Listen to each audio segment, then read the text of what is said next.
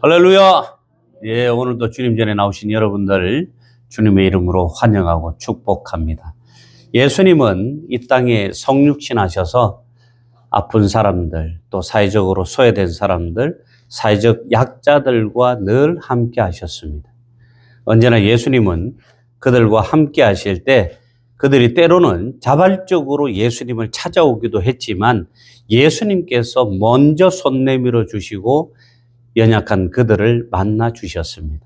온 인류를 구원하시기 위해 이 땅에 오신 예수님의 이 땅에서의 3대 사역은 하나님 나라의 복음을 선포하고 병든 자를 치유하시고 그리고 그들을 가르치는 사역을 하셨습니다. 예수님의 선포는 하나님의 통치를 선포하는 것이며 예수님께서 치유하시고 가르치시는 것 역시 하나님 나라를 보여주고 예수님 자신이 하나님이심을 알게 하는 것이었습니다. 예수님의 이런 3대 사역을 보면 하나님 나라의 백성들을 불쌍히 여기시는 예수님의 그 긍휼한 마음, 우리를 향한 사랑의 마음이 잘 드러납니다. 대부분 통치라고 하면은 자신의 정치적 실현을 위한 이 권력을 떠오르게 됩니다. 잘 통치하기 위해서는 어떻게 해야 됩니까? 말 잘 듣게 만들어야 되죠. 말 잘 듣게 하려면 돈을 주든지, 무력으로 하든지, 어떠한 방법으로든지 통치자의 말을 잘 듣게 해야 할 것입니다. 치유라고 하면 또 고치는 능력을 먼저 생각합니다. 그러나 성경은 이렇게 이야기하지 않습니다. 성경은 연약하고 힘없는 사람들을 불쌍히 여기고 늘 그런 그들과 함께 아파하며 고민하시는 예수님과 사역을 보여주신다는 거예요. 우리가 생각하는 통치와는 많은 거리가 있습니다. 마태복음 9장 36절 말씀을 보면 무리를 보시고 불쌍히 여기시니 이렇게 되어 있는데 이 말이 불쌍히 여기다로 번역된 이 단어에는 예수님께서 마음 깊이 무리를 불쌍히 여기실 때 자주 사용되는 헬라어 구절이기도 합니다. 에스플랑크 니스테 페리아우톤 하는 헬라어 원어인데 단순한 감정이 아니라 내면에서 깊이 올라오는 그 긍휼한 마음을 표현할 때 이 단어를 쓰신다는 거예요. 이 단어는 예수님의 마음을 나타낼 때 자주 쓰던 성경 구절이었습니다. 예수님은 이 긍휼의 마음으로 이 세상에 오셨고 이 세상으로 오셔서 사랑으로 세상에서 하나님으로 그리고 인간으로 사셨습니다. 그리고 예수님은 마지막 사명을 감당하실 때 이러한 마음을 가슴에 안고 연약한 우리를 위해서, 죄 많은 우리를 위해서 십자가를 지셨다는 것입니다. 사랑하는 성도 여러분, 여러분들은 십자가 하면 어떤 생각이 드세요? 이 앞에 있는 십자가 보시면 무슨 생각 드십니까? 예쁘다, 보기 좋다, 예수님, 어떤 분은 피, 죄, 회복 이렇게 여러 가지로 생각되시는 부분이 있을 것입니다. 근데 어떤 분은 또 십자가 하면 왠지 고통스럽고 어두운 이미지가 떠오른다고 말합니다. 십자가, 고난받는 거지 않습니까? 너무 부담됩니다. 이런 말씀 혹시 해보신 적 있으세요? 여러분들에게 누군가가 목사님이나 교회 임직자가 십자가를 지시지 않으시겠습니까? 라고 물으면 여러분들 어떻게 대답하세요? 대부분 다 순종의 마음으로 받아들이겠습니다 하시는 분 잘 없어요. 왜냐하면 이런 표현 자체가 우리가 안 좋을 때 많이 쓰기 때문에. 어느 성도가 목사님께 이렇게 말씀하시더랍니다. 목사님, 예수님 믿으면 복받고 평안하다고 해서 믿었어요. 그런데 요즘은 십자가 얘기만 나와도 마음이 너무 무겁습니다. 여러분, 그럴 수 있습니다. 우리 모두에게 십자가는 절대 가볍지 않은 이야기입니다. 하지만 오늘 본문 말씀을 보면 예수님께서 마지막 순간에 십자가를 외면하지 않으시며 오히려 기꺼이 그 길을 걸으셨다는 것을 보게 됩니다. 우리도 그 십자가의 길을 우리에게 보여주신 예수님의 그 십자가의 길을 함께 따라서 가야 할 것입니다. 마태복음 16장 25절에 주님이 우리에게 이렇게 말씀하십니다. 누구든지 나를 따라오려거든 자기를 부인하고 자기 십자가를 지고 나를 따를 것이니라. 아멘. 누구든지 예수님을 따르는 삶을 살려면, 예수 그리스도를 믿는 하나님의 자녀들이라면, 예수 그리스도를 따르는 제자들이라면 어떻게 해야 된다고요? 자기 십자가를 지고 예수님을 따라야 한다는 것입니다. 오늘 말씀을 통해서 진정한 십자가의 길이 무엇인지 함께 은혜의 말씀 나누기를 원합니다. 먼저 십자가는 결단의 길입니다. 51절 말씀에 예수께서 승천하실 기약이 차감해 예루살렘을 향하여 올라가기로 굳게 결심하시고 이렇게 말씀하십니다. 예수님은 이제 이 세상의 사역들을 서서히 정리하시면서 예수님께서 이 땅에 오신 궁극적인 목적인 온 인류의 구원을 위해서 십자가를 지시기 위해 예루살렘으로 가시기를 그냥 간 것도 아니고 결단하셨다는 거예요. 여러분, 결단이 무슨 뜻입니까? 아주 강력하게 결정했다는 거예요. 절대로 되돌릴 수 없을 만큼의 강한 의지의 결단이라고 얘기하는 거예요. 그런데 여러분, 예수님께서 지금 가시려고 결단한 이 십자가의 길은 어떤 길입니까? 그 길은 고난의 길이었습니다. 그 길은 사람들의 조롱과 침뱉음, 또 채찍과 고난의 십자가가 기다리는 아주 고통스럽고 수치스러운 그런 길이었습니다. 그러함에도 불구하고 예수님은 피하지도 도망가지도 않으셨다는 거예요. 오히려 성경은 이런 상황을 굳게 결심하셨다라고 말씀하고 있습니다. 얼굴을 예루살렘으로 단단히 고정하고 마음을 정하셨다는 거예요. 여러분, 우리가 누리는 구원의 은혜는 그냥 여러분들의 자구적인 노력에 의해서 얻어진 것이 아닙니다. 우리가 누리고 있는 이 구원의 은혜는 우리의 자구적인 노력이 아니라 전적인 하나님의 은혜로 여러분들에게 이루어진 줄로 믿습니다. 하나님의 이 전적인 은혜로 예수님이 마음을 굳게 먹고 우리를 위해서 십자가를 지시고 우리의 주홍 같은 죄를 대속하시기로 결단하셨기 때문에 우리가 하나님께 구원받았다는 것입니다. 히브리서 12장 2절에도 이렇게 말씀하고 있습니다. 그는 그 앞에 있는 기쁨을 위하여 십자가를 참으사 부끄러움을 개의치 아니하시더니. 아멘. 예수님과 우리가 생각하는 십자가 너머에 있는 기쁨, 그것이 무엇이겠습니까? 그 기쁨은 죄로 인해서 심판으로 지옥 갈 수밖에 없는 우리를 구원하시는 기쁨이었습니다. 그리고 에덴 동산 사건 이후 멀어진 하나님과 우리와의 이 사이가 회복되는 기쁨을 말하는 것입니다. 우리는 이걸 통틀어서 구원이라고 얘기하죠. 구원받아서 심판을 면하게 되었고, 구원받아서 하나님과의 관계, 모든 직분과 관계가 회복되었고, 구원을 통해서 우리는 하나님의 자녀가 되었습니다. 그렇다면 우리도 우리 자신에게 이런 질문을 해봐야 될 것 같습니다. 나는 주님의 길을 따르기 위해, 나의 십자가를 지기 위해 어떤 결단을 하며 살고 있는가? 내가 주님을 따르기 위해, 내가 나의 십자가를 지기 위해서 나는 어떠한 삶을 살기로 결단하고 살아가고 있는지 스스로에게 질문해 보시기 바랍니다. 성도 여러분, 정말 예수님을 따르는 삶을 살기로 굳게 마음 먹고 살아가고 계십니까? 여러분 다 그렇죠. 예. 그러신 줄로 믿습니다.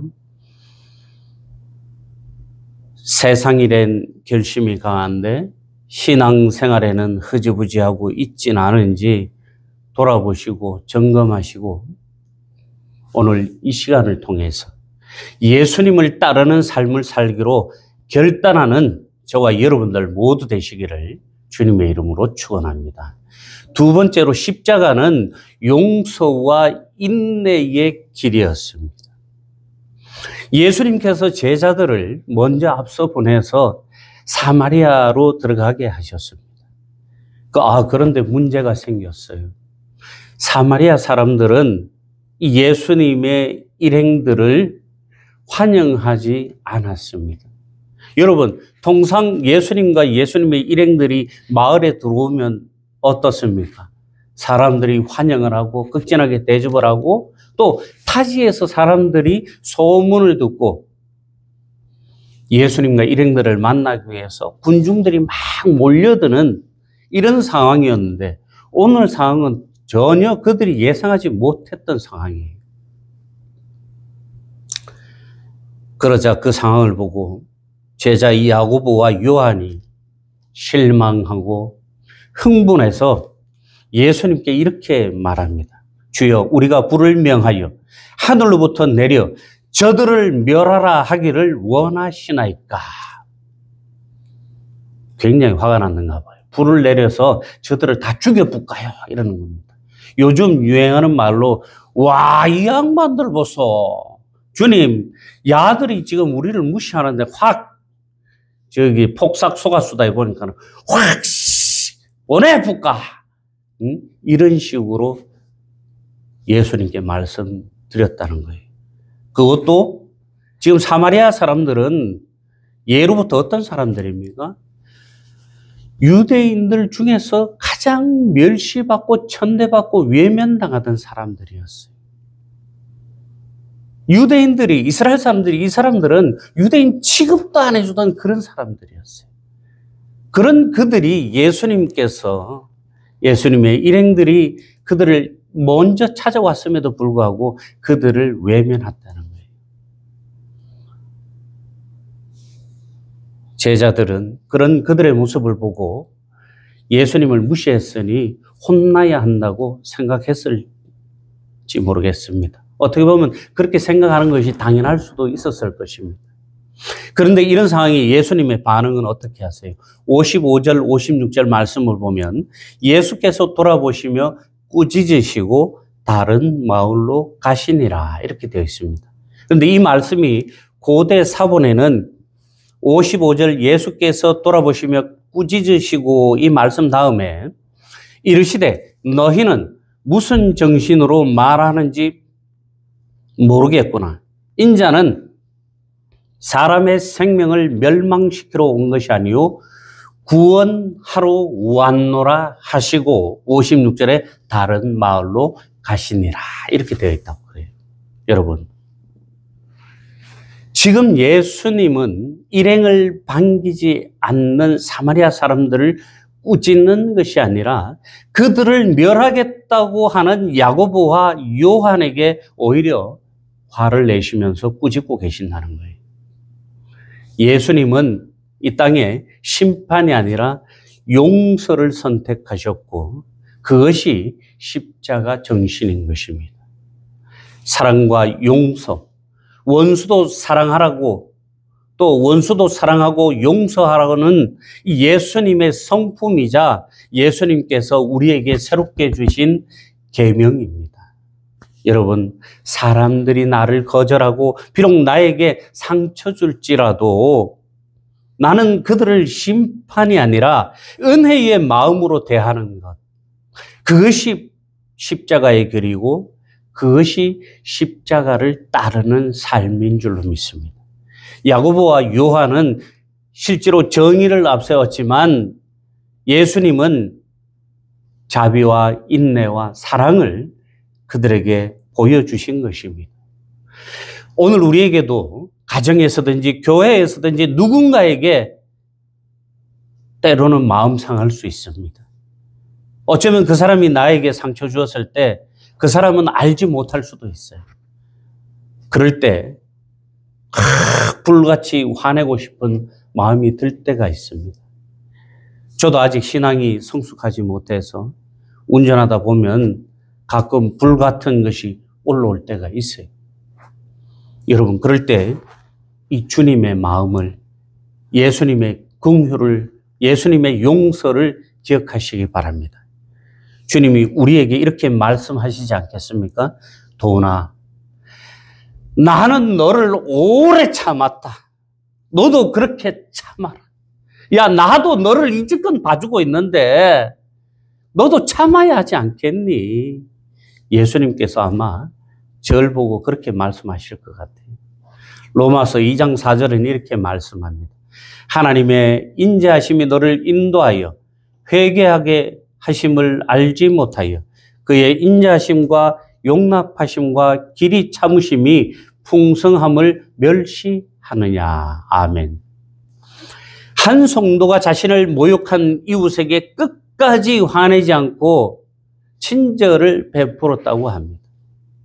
우리 같으면 어때요? 조금만 기분 나쁘고 막 모욕 주고 이러면은 막 요즘 세상이 어때요? 끝까지 쫓아가고 원수 갚아야 하는 그런 문화입니다. 심지어는 요즘은 아무 상관도 없는데 길 가다가 기분 나쁘다고, 옷 입은 게 기분 나쁘다고, 생긴 게 기분 나쁘다고 두들겨 패고 칼로 찌르는 그런 세상에 우리가 살아가고 있어요. 날이 가면 갈수록 각박해지고 살벌해지는 이런 세상에 우리가 살고 있는데, 이 성도는 자기에게 그렇게 모멸감을 준 그에게 끝까지 화를 내지 않고 오히려 친절을 베풀었다는 거예요. 결국 그 이웃은 이 성도에게 감동을 받고 그 성도가 다니는 교회에 오게 되었다고 합니다. 그분이 교회에 와서 이렇게 간증을 했다고 그래요. 내가 이 사람을 모욕했는데 이 사람이 나를 원수로 대하지 않고 나를 친구로 대해 주었습니다. 라고 간증을 했다고 합니다.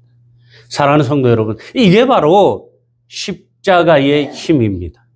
원수도 친구가 되게 하고 구원받게 하는 힘. 십자가의 길을 따라 우리에게 죄 지은 자들도 용서하고 서로 사랑하는 성도 되시기를 바랍니다. 마지막으로 십자가는 제자의 길입니다.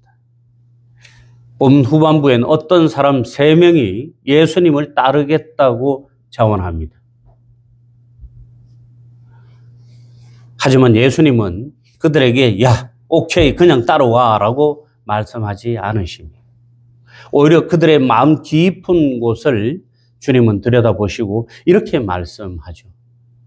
첫 번째 사람에게는 이렇게 말씀을 하십니다. 여우도 굴이 있고 공중에 새도 집이 있으되 인자는 머리 둘 곳이 없다.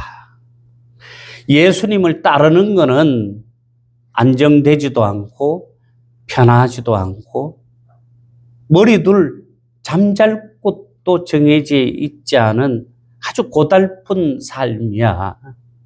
야, 그런데도 너 나를 따를 수 있겠느냐라고 이렇게 물으십니다. 여러분들 같으면 어떻게 하시겠어요?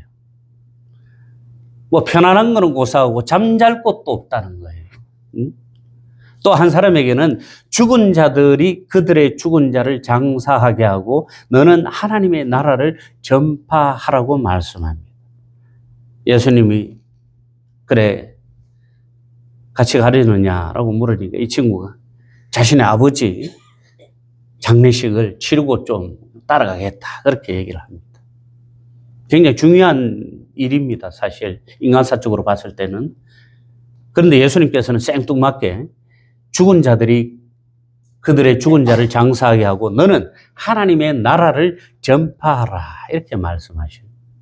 이 예수님의 이 말씀은 그 사람과 그 아버지와 그들의 문화와 그들의 장례를 무시하라는 게 아니에요. 이 세상에 예수님을 따르는 자들은 즉 성도는 복음 사명보다 더 중요한 일이 없다는 말씀이에요. 사랑하는 성도 여러분, 지금은 우리가 복음을 전해야 할 때입니다. 예수님께서 오늘 예수님을 따르겠다는 그들에게도 지금 네가 내 앞에 닥친 가장 중요한 일은 바로 복음 전하는 일이라고 분명하게 말씀하고 있습니다. 그리고 마지막 사람에게는 손에 쟁기를 잡고 뒤를 돌아보는 자는 하나님 나라에 합당하지 않다라고 말씀을 하십니다.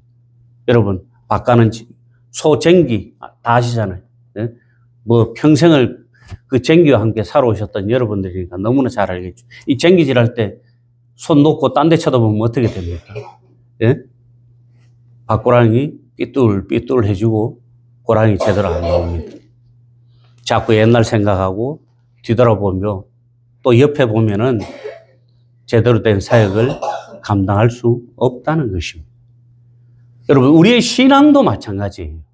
내가 예수님을 따르기로 마음먹고 결단했으면 힘들고 고난이 올지라도 뒤돌아보지 말고 끝까지 주님만 딱 바라보고 주님을 따르며 죽음도 불사하고 걸어가는 마음으로 그 믿음으로 신앙생활을 해야 하는 것입니다.